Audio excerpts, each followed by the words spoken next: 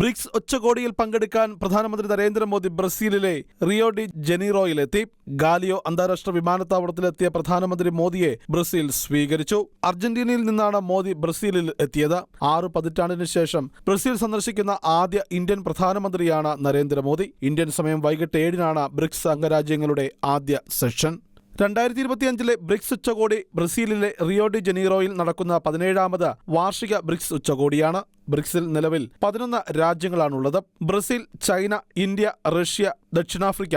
ഒപ്പം 2024-25 ബ്രിക്സിൽ പുതുതായി ചേർന്നത് 6 അംഗങ്ങളാണ്. Egypt, Ethiopia, Indonesia, Iran, Saudi Arabia, United Arab Emirates എന്നിവരാണവർ. അർജന്റീനയിലെ ഔദ്യോഗിക സന്ദർശനത്തിനു ശേഷം ബ്രിക്സിൽ പങ്കെടുക്കാൻ ഇന്ത്യൻ പ്രധാനമന്ത്രി നരേന്ദ്രമോദി ബ്രസീലിലെത്തി.